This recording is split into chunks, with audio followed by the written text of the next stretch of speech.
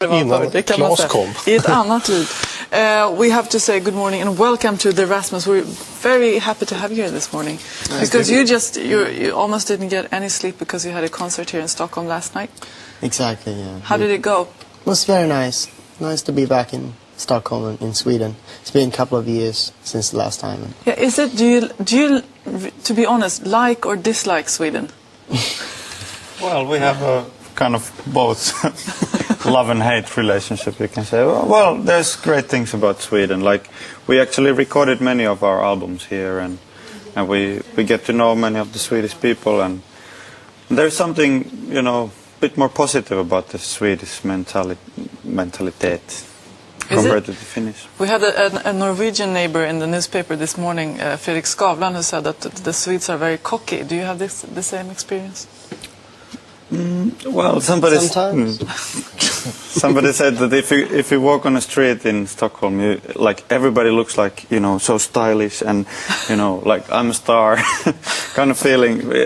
Because if you compare with Finland, like people are very, you know, like modest in a way. Maybe also in a bad way, too modest maybe sometimes. What about the audience, your audience yesterday?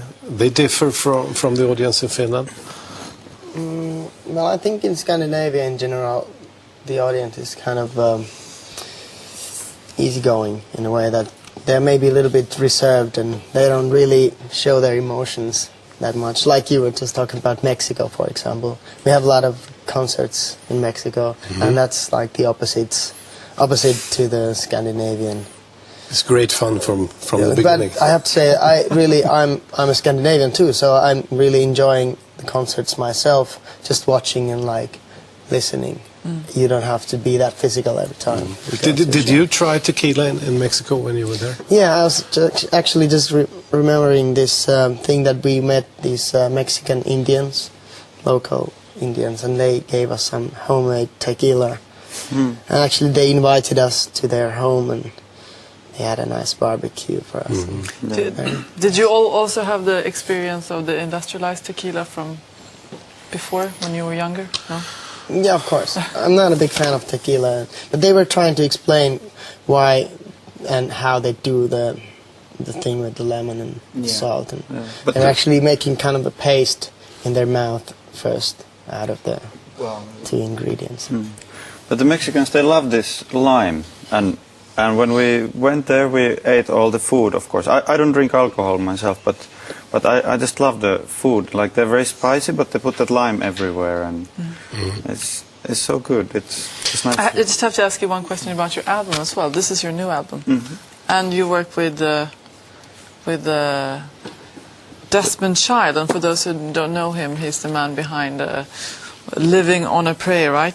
Yeah. And Kiss and Aerosmith. How was it? Yeah, it was really kind of a long-time dream come true for us, because we've been fans of his music ever since we were growing up and listening to the radio in the late 80s, and he was pretty much involved with all the songs that were out at that time, and one day he just contacted us. Actually, he sent an email through a colleague and saying that he'd like to work with us, and we were like, no, this can't be from him. Really? Like Desmond Child. So what is his influence? What's the sound that he has brought to your album, you think? I think our only concern was that maybe he would like to make us sound more American somehow. But we pretty fast found out that he was really a big fan of this Scandinavian sound that we have, and he was actually trying to